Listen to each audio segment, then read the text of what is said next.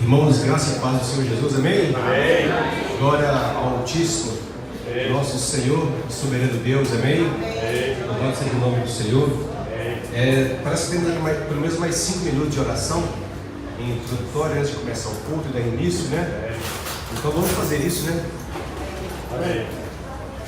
Oração na comunidade dos santos, o Senhor agrada disso, de ouvir a nossa voz. Ele diz: clama-me e responder-te-ei, mostrarei coisas grandes e ocultas que não sabem, né? Esse é o nosso grandioso Deus. Vamos fechar nossos olhos então, vamos compenetrar nessa manhã na presença do nosso Deus. Amém? Que agora possa todo cansaço, todo incômodo agora já esteja realmente extirpado para longe do nosso meio, onde a glória do Senhor prevalece, para louvor do nome do Senhor. Pai querido, nessa manhã maravilhosa de domingo, o qual o Senhor já nos concedeu, esse é o dia que o Senhor já fez, e adentramos, Deus amado, na santa presença do Senhor nessa manhã de domingo.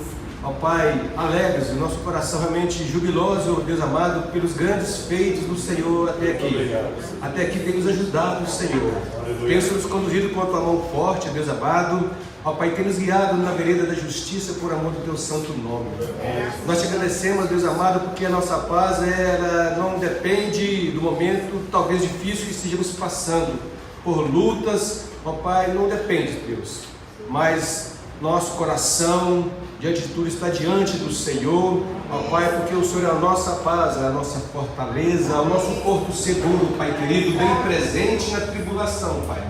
Nós te louvamos nessa manhã de domingo, Deus. Não somente essa comunidade de santos, mas onde isso aí agora se reúne no nome de Jesus, nos 4 cantos da terra, Pai querido, um povo que te louva, que te glorifica com os lábios puros.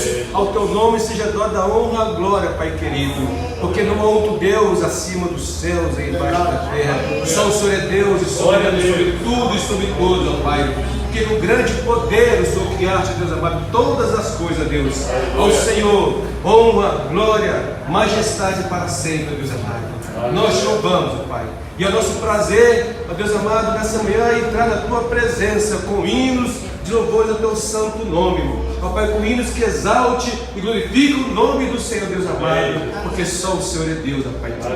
Abençoa cada um que aqui nesse lugar venha adentrar-se, venha chegar aqui, em qualquer outro lugar, Deus amado, onde se reúne no nome de Jesus. Porque o Senhor está presente no meio da reunião, Pai. Porque o Senhor se faz presente no meio dos teus santos, Deus querido. Perdoa os nossos pecados, Senhor. Ó Pai, olha para o nosso interior, Pai amado, e vê se nós há algum caminho mau, Senhor. E vem com a tua bondade e misericórdia nos purificar de todo o pecado, Senhor, Deus amado. Nos santifica por mais um momento nessa manhã, Deus amado. Esse dia que o Senhor já fez, ó Pai. Ó Pai, aceita a nossa adoração, nosso louvor, Pai. Glorifica o teu nome em nossas vidas, Deus amado, para que o mundo saiba que enviaste Jesus. Realmente sejamos um, Senhor Jesus, como tu és com o Pai. E assim, Deus amado, o amor do Senhor se manifesta nesse mundo.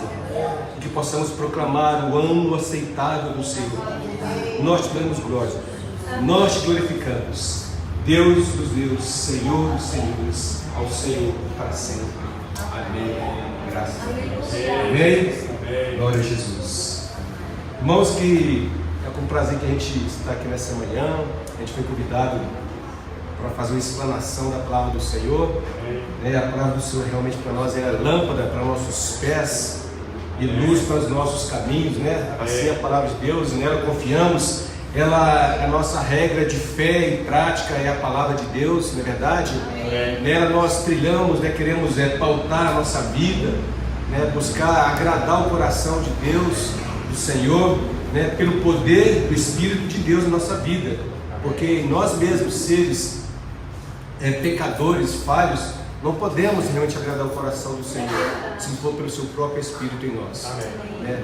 Pela sua graça já nos fez novas criaturas, né?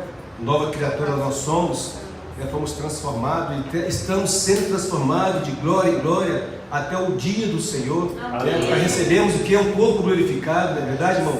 Quão maravilhoso é isso, saber que um dia nós encontraremos com o Senhor e o veremos Ele face a face como Ele é, verdade? Como Jó dizia, né? Antes eu conhecia o Senhor de ouvir falar, mas hoje eu conheço face a face. Né? E nossa busca realmente deve ser constante em buscar conhecer o Senhor. Verdade? Amém.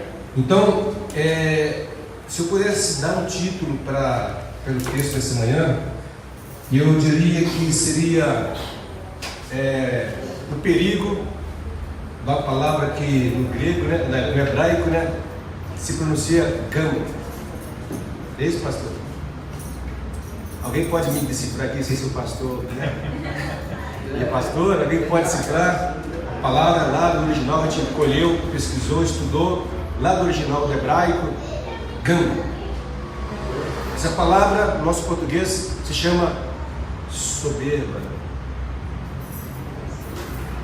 Desde o dia que eu fui convidado à minha frente, né, trazer uma explanação da palavra do Senhor, Jesus, o Senhor me colocou no meu coração falar sobre a palavra, sobre soberba, verdade?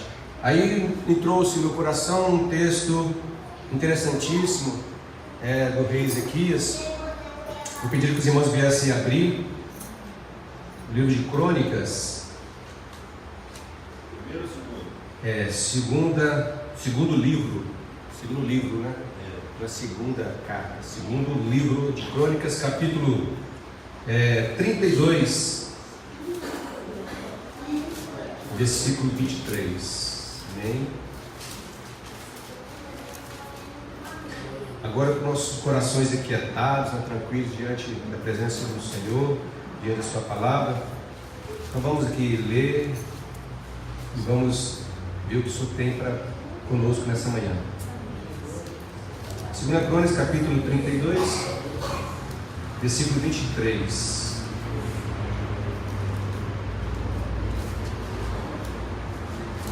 Amém? Todos encontraram? Amém. Assim diz o Senhor, palavra de Deus.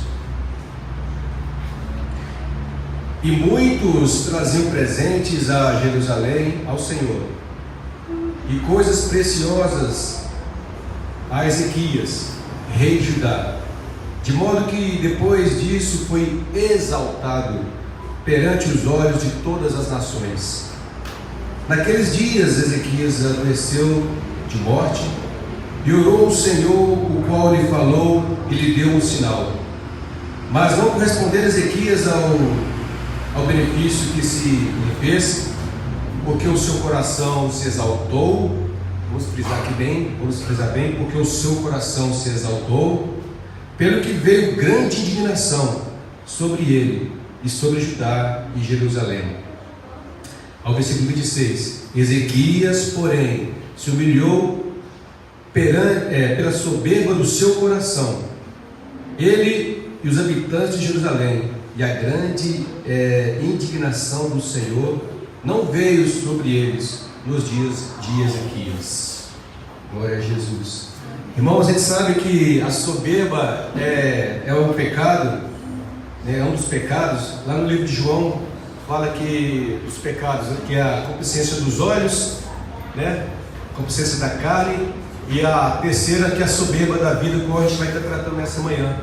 A soberba da vida é um pecado altamente destrutivo, né? Então nós vemos aqui que nesse versículo fala que, versículo 26, Ezequias, porém, se humilhou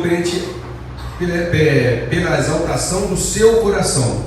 Irmãos, a Bíblia fala que o nosso coração é enganoso, que só o Senhor mesmo conhece. Nós devemos realmente vigiar, a gente deve pautar para que a observância do nosso coração. A soberba, ela é como uma erva daninha, ela vai alastrando sem ser percebida, até tomar todo o espaço da terra. Nosso coração, considerando como a terra, vai se tomando todo o espaço da terra e matando o que há de bom naquele lugar. O nosso coração é como uma terra, deve ter cuidado com essa erva, antes que ela nos consuma todo o espaço do nosso coração. Ezequias aqui trata o texto que Deus deu-lhe vitória sobre o rei Melquisedeque, né, que era o rei da Síria, e ele afrontou a face do Senhor Deus. Senaqueribe, amém. Senaqueribe. Esse homem, ele era naqueles tempos dele um grande rei, o reino do Império Assírio, dominava o mundo todo, e ele queria ali tomar agora Judá, né? Já havia conquistado Israel, e agora queria tomar Jerusalém, e começou a fazer, como que diz, que querer levar o povo contra Ezequias, falando que esse Deus seu, olha, eu já dominei tudo que é tipo de reino, com vários reis, com vários deuses, né? Que Deus é o seu. Então, nesse caso, Ezequias, ele se sentiu oprimido, e ele realmente começou a ceder a umas imposições de Senaqueribe. Ele tirou o tesouro, os ouros, a porta, os ouros dali que tinha o Judá, e entregou a Senaqueribe. Mas não queria ser só isso, não queria ficar somente nisso, Senaqueribe. Ele queria realmente invadir a grande cidade de Jerusalém, né? Algo que ele fez, ele se reportou ao Senhor, né?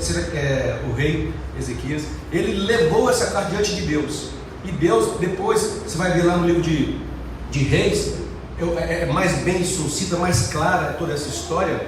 Aí vai falar que Deus vai falar assim: olha, eu colocarei um anzol no seu nariz, né? Deus agora determinando a queda do rei Senaqueribe, porque o rei Senaqueribe ali, ele afrontou o Deus vivo, né? E realmente era um exército muito poderoso dos assírios, da Síria. Eles dominaram o mundo, estavam dominando mesmo, sabe? E esse rei, então, se elevou o seu coração, mas Deus veio e cumpriu a promessa. Olha, então veio o rei Ezequias procurar Isaías, o profeta, né? E Deus falou com o profeta que realmente ia dar a vitória. E naquele dia, sabe o que aconteceu? 185 mil soldados sírios foram mortos de uma só vez durante a noite, e no arraial, porque eles acamparam ali diante de Jerusalém, e ali um anjo do Senhor veio e destruiu 185 mil homens. Para você ver, um anjo do Senhor, né? Um anjo só, né? Então veio destruir esse rei Senaqueribe. E a Bíblia fala ainda que ele foi envergonhado de tal modo que depois ele expulso, envergonhado, ele foi para sua terra, foi para o seu palácio e se prostrar diante do seu Deus, e ali os seus próprios filhos veio e o transpassaram com a espada, né? Foi envergonhado duplamente. Então, assim que Deus faz. A Bíblia fala que Deus ele eleva os humildes e abate os soberbos, os exaltados de coração.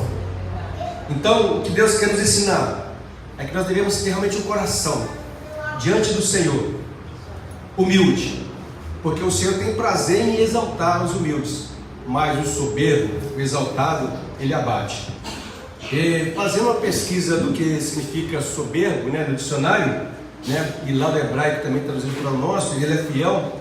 Então, o sinônimo de soberbo seria arrogância, alta excelência, pompa, orgulho, inchaço, altivez, presunção e exaltação. O próprio diabo, o próprio Lúcifer, o próprio querubim de Deus ungido, Ezequiel capítulo 28, fala que ele era o querubim ungido, né? Mas Deus o apanhou o seu coração, ele se exaltou tanto, na verdade, que isso foi o motivo da sua queda. Se a gente for fazer analisar quantos homens que realmente tiveram queda e foram humilhados diante do Senhor, eu cito aqui, de momento, Nabucodonosor.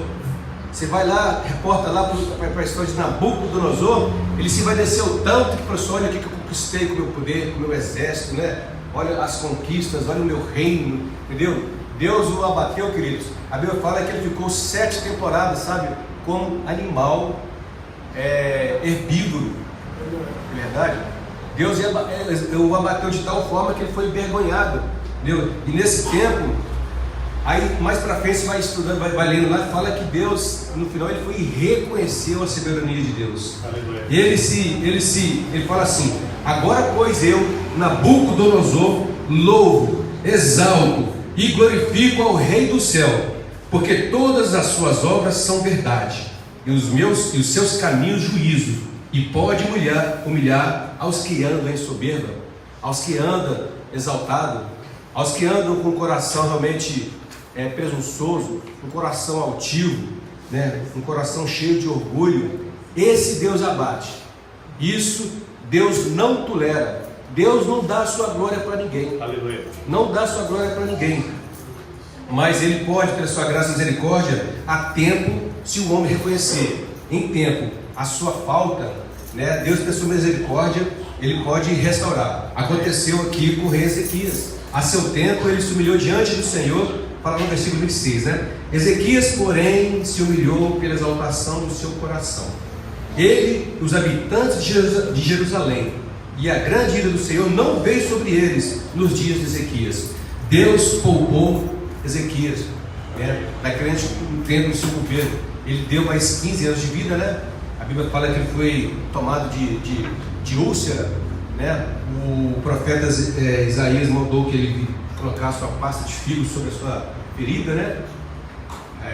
Segundo a orientação de Deus, e ele foi curado. Deus deu mais 15 anos para ele ali de governo, né? De paz. Mas depois disso, passou o seu governo, as suas gerações posteriores continuou tendo realmente a queda. Seus filhos não foram tão bons. A Bíblia fala que Ezequias foi um dos principais, o maior rei, que antes dele e depois dele não houve igual. Fala no livro de Reis. A fidelidade dele ao Senhor. Por causa da fidelidade dele ao Senhor. Ele, quando ele estava nesse momento aqui que ele foi angustiado porque viu aquele grande exército diante dele, o seu reino, né? Ele lembrou, né? Porque Deus o usou para restaurar, né? Restaurar a casa do Senhor, né? Agora a sua queda, ou seja, não na sua falta de vigilância, que é possível a cada um de nós, se não vigiarmos mesmo, nós podemos ter pegos por essa erva daninha, da soberba, da altivez, da arrogância, da autoexcelência, da pomposidade, né? Do orgulho, do inchaço, né? Da altivez. É perigoso. Esse homem aqui era um de Deus, verdade, mas se corrompeu.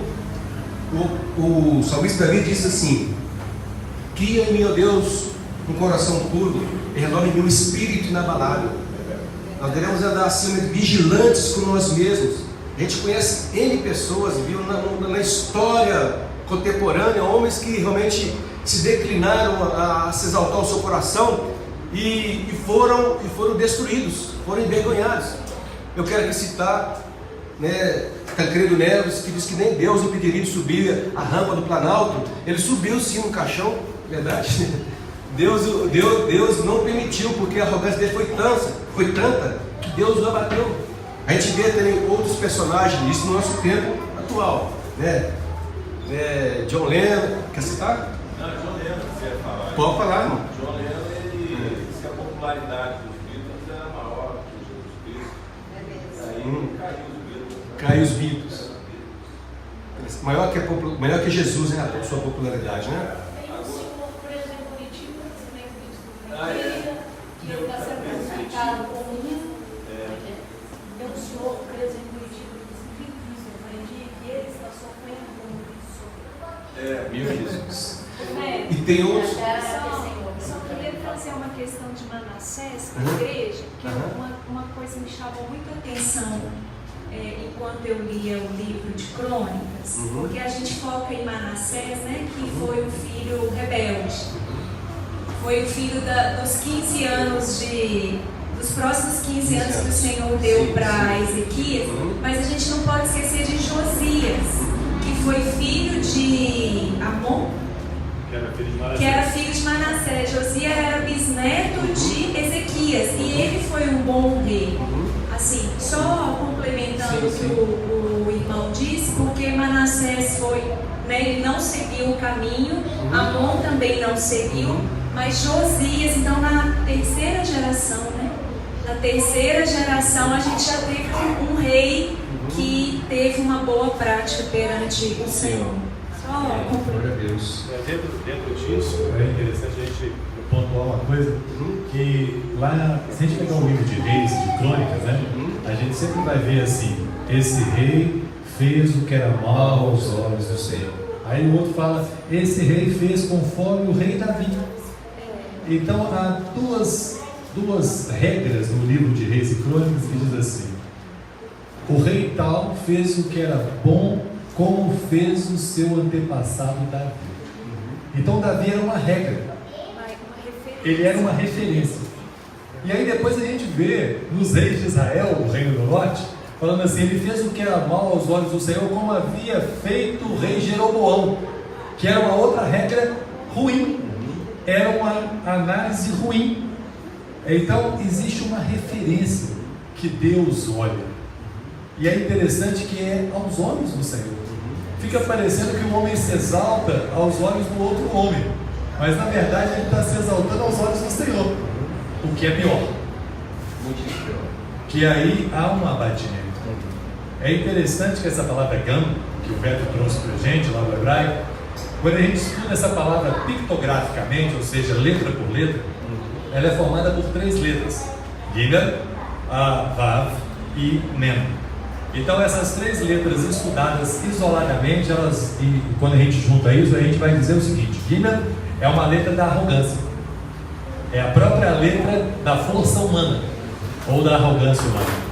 Vav é vida e Mem é caos. Então o que acontece com a soberba? A soberba, ela leva o caos para a vida do homem. Então a própria palavra gam, ela nos diz exatamente o que acontece com o soberbo. No primeiro momento ele parece que ele é a melhor de todas as pessoas e o mais poderoso de todos os homens, mas ele está caminhando para o caos. A própria palavra diz isso. Arrogância, uma vida de arrogância leva a uma vida de caos. É verdade. Com certeza. É o que o Beto falou. Deus não divide a glória dele com ninguém. O Senhor não divide a glória dele com ninguém. Amém? Mas isso é tão terrível que o próprio Espírito Santo é que mostra para você onde é que está indo esse limite. Porque até então, essa massagem do ego é tão sutil que às vezes você acha que é saboroso e não se percebe. Quantas pessoas que tiveram a oportunidade de fazer um curso superior e acham que são melhores do que as outras, porque tiveram um curso superior, aquelas que têm alguma coisa acham que são melhores do que as outras. Então isso tudo a gente tem que estar numa severa reflexão para mostrar que todos nós somos pó e carência da graça de Deus. É verdade. O Senhor escolheu as coisas loucas para confundir as coisas grandes. É verdade. Verdade. O Senhor escolheu 12 discípulos, dos quais a maioria eram iletrados, pessoas, trabalhadores braçais, na verdade, e os exaltaram, os exaltou, né, os levaram a ser os apóstolos, aqui, os discípulos de Jesus, né, de onde vem a nossa tradição de fé. Nossa fé está baseada na tradição dos apóstolos que seguiram a Jesus, receberam do Senhor, como ele fala, Paulo, recebido do Senhor, né? E nós temos seguido a doutrina dos apóstolos, que está fundamentada na doutrina de Cristo Jesus. Aleluia. Verdade. Amém. Provérbios 16, 18, né, talvez o mais célebre dos textos em falar sobre soberba, fala o seguinte: todo mundo vai saber quando citar. A soberba precede a ruína, e a altivez do espírito precede a queda. Verdade. Olha a vigilância que temos que ter. A soberba precede a ruína, e a altivez do espírito precede a queda. Temos ou não temos que vigiar quanto a isso, queridos? É verdade? Não temos que ter uma atenção especial quanto à soberba, né? Porque a soberba, ela é dos 3 aqui dos pecados que foi citado aqui no livro de João, né? A concupiscência da carne, a concupiscência dos olhos e a soberba da vida. Se tiver a soberba da vida, seja pior, porque ela realmente atinge ao trono de Deus. Ela pode ali, Satanás, lá em Ezequiel 28, fala que o querubim ungido, ele exaltou o seu coração, verdade? E Deus abate. Deus não aceita isso. Então, para encerrar, para ficar dentro do nosso tempo devido, a gente citamos aqui exemplos de pessoas que foram abatidos, né? Pessoas, né? E até mesmo citando aqui uma situação bem simples do navio, né? O navio que afundou, verdade? Titanic, verdade? Uma alta engenharia daqueles dias. Deus apenas colocou um bloquinho de gelo lá, a força da natureza de Deus, e puf, né? Foi toda a arrogância, a prepotência humana, verdade? Fala.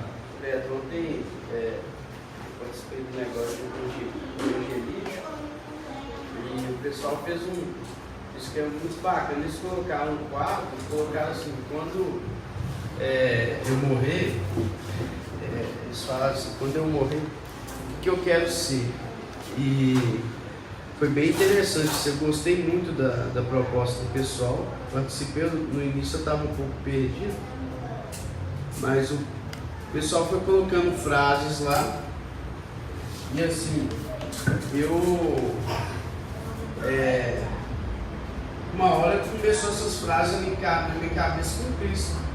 Aí um cara colocou lá essa frase assim, eu quero ir à lua, né? E aí dentro dessa frase, eu cheguei para conversar com ele e falei assim, velho, você quer ir para a lua? Eu quero e tal. Eu a lua, né? Ele é. Aí eu peguei o gancho, eu não sei se é cientologia que chama, eu falei assim, aí ele falou assim, a gente vai para a lua, não sei que ano, o pessoal já está preparando ônibus social, essas coisas que o pessoal está fazendo. E aí eu peguei pro cara e falei assim, um homem, eu usei essa, eu falei assim, o homem é cabuloso, né?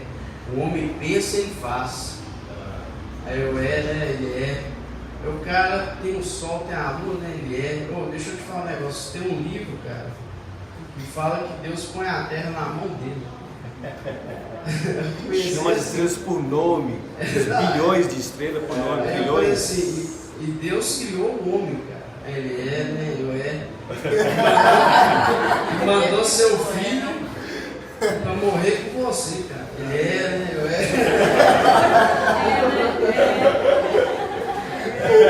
Você está falando sobre a cientologia, que é uma religião aí dos grandes famosos de Hollywood. Também que eu quebrei esse. O cara tava cheio de soberba. Não, o homem.